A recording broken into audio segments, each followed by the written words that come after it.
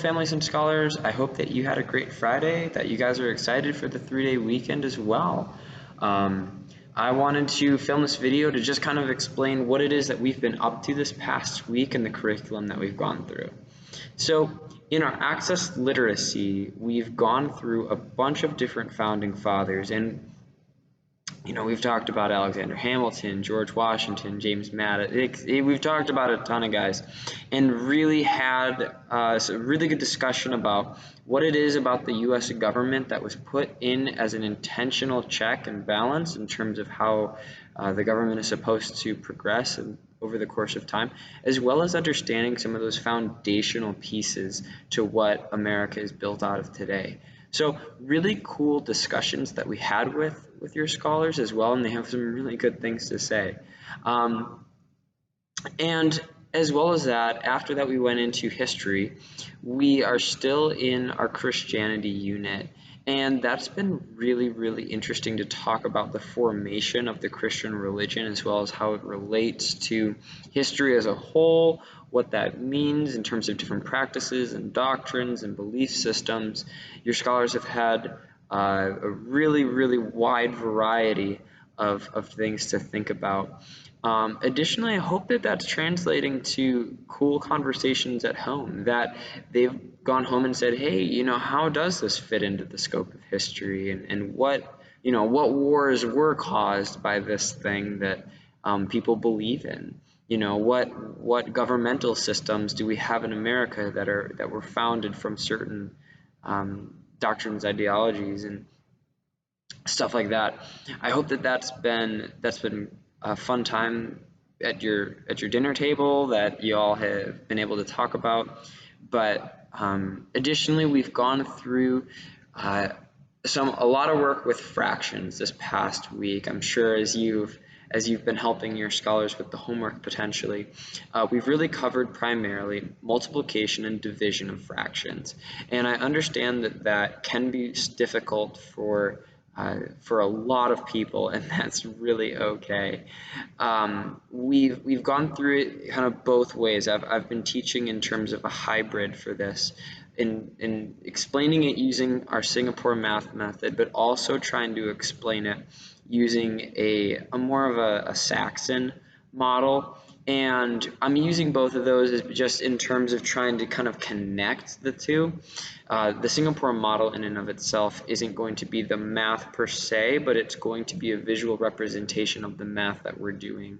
So if you see your scholar coming home with bar graphs and things put to, there's pictures on their page, don't be alarmed. That is them participating in the overall lesson. We are really trying to stress them being able to look at something and think about it critically using pictures. So with all that being said, after that we have our English class in the day. And this past week we've finished up talking about predicate verbs, adjectives, and nominative predicates. Sorry, that was redundant. But it's been a really good discussion in terms of breaking down the grammar of a sentence, figuring out what word is doing what, and I hope that you all are really proud of your scholars. They have improved drastically since the beginning of the year at sentence diagramming and growing in that ability to recognize parts of speech. So I was very proud of them. I was very glad of them. We just took our test today, and as a class we did very, very well. So I hope that you can celebrate with your scholars as they come home today. On top of that, with science, this past week we've gone through all sorts of types of energy.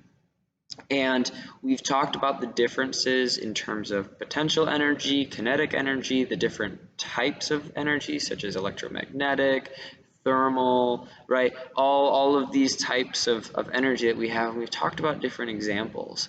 Yesterday we had a really fun lab actually where we were talking about elastic potential energy.